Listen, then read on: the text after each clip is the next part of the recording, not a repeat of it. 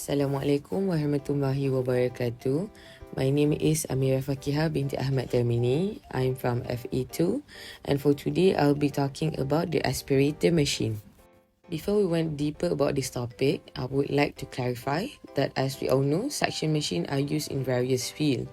But aspirator machine is another innovation that uses the same concept and is used in medical field.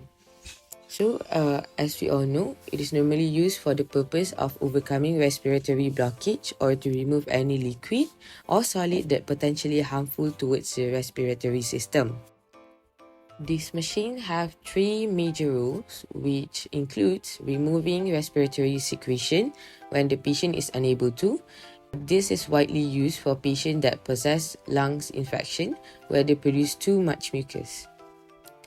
Second, it also assists seizing or unconscious patients when they vomit.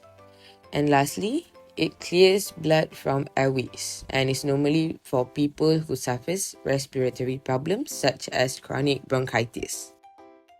These are the components inside an aspirator machine, and I would like to highlight the vacuum regulator, which plays the most important role in suctioning things out of our respiratory pathway. But really, how does it work? The scientific explanation behind this is actually related to Bernoulli's principle and also Venturi effect.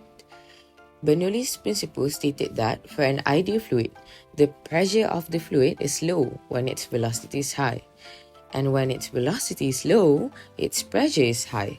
Moving on to the Venturi effect, where it describes how the velocity of a fluid increases as the cross-section of the container it flows in decreases. The energy in this increased speed comes by reducing the static pressure of the fluid.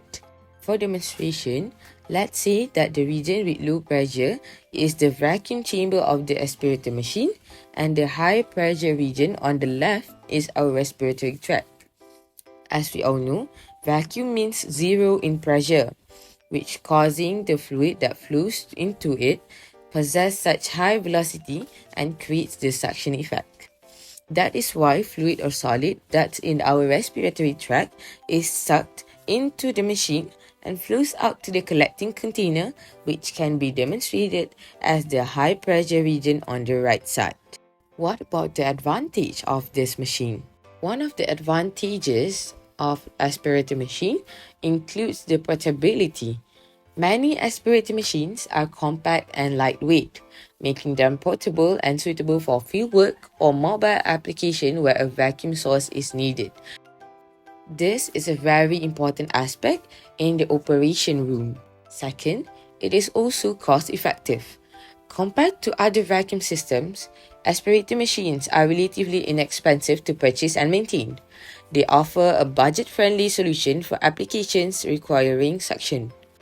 Third, simple design. Aspirator machines typically have a straightforward design with minimal moving parts. This simplicity makes them easy to operate and maintain. Next, it is also energy efficient. Aspirator machines do not require electricity or other external power sources to create suction. They rely on fluid dynamics principles, making them energy efficient compared to powered vacuum. Other than that, reliability. Due to their simple design, aspirator machines are often reliable and durable. With proper maintenance, they can provide consistent suction over extended periods. Lastly, safetiness. Aspirator machines are generally safe to use when operated correctly. They do not involve the use of moving parts or electricity, reducing the risk of accidents or electrical hazards. However, proper ventilation and handling are still essential to prevent exposure to harmful gases or substances. But what about its limitation?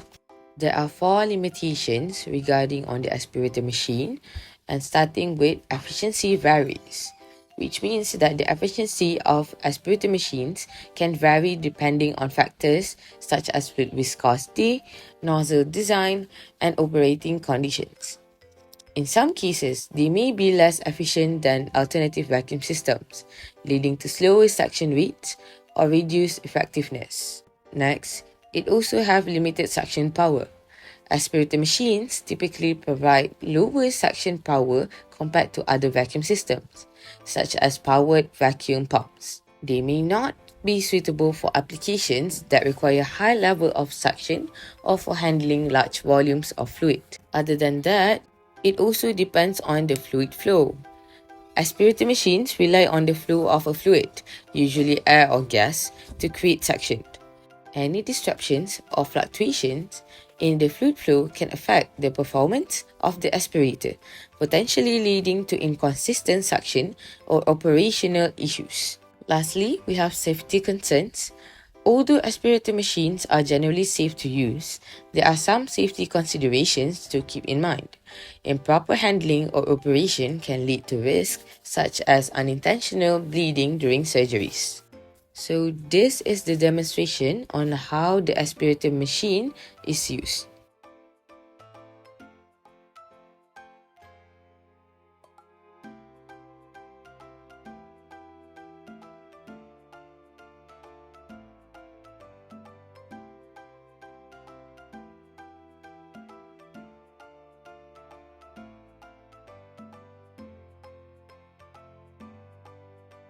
That's all from me. Thank you.